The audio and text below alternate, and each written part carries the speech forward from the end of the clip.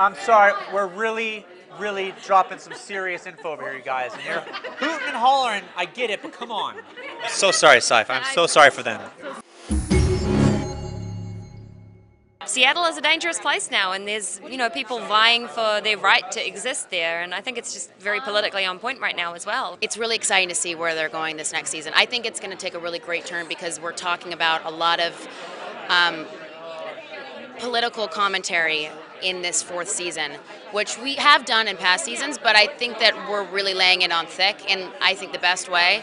And I think we're going to get some really cool storylines out of that. One of the biggest changes that's happening in the new season is every detective is now paired off with the zombie. So, you trendsetter, you. I know, he's a trendsetter. Well, you would think people would, but I think people use that against Clive. They're like, we knew it.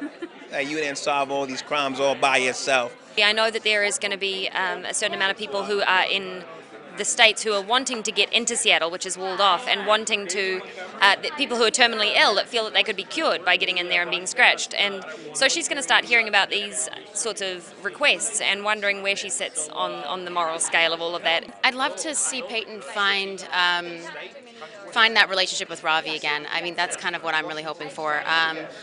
I know she's been through some trouble with men, and really, I think has really gotten her heart broken and has broken some hearts as well along the way.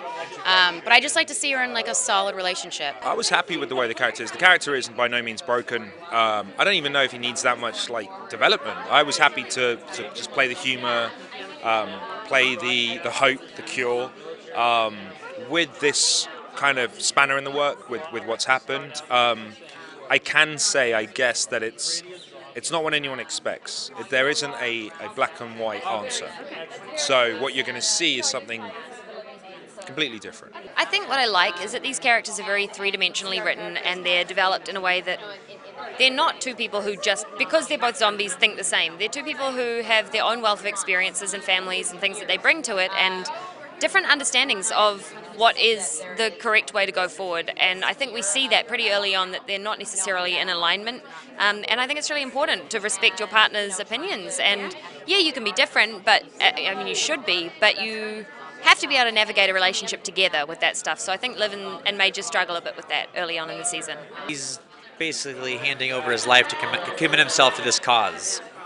He's hit that level of just tragedy where he's like, okay, I'm going to do whatever I can to try to right this wrong, and in this case, it's surrendering my humanity.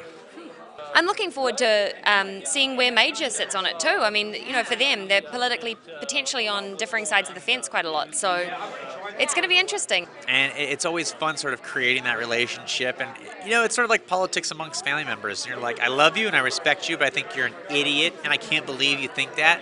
Like, that's always a really fun sort of contrast to have in real life, so I'm looking forward to playing those scenes. You get really emotionally tied into these characters and the relationships they have within each other, and the characters that have passed on the show that are no longer, with us.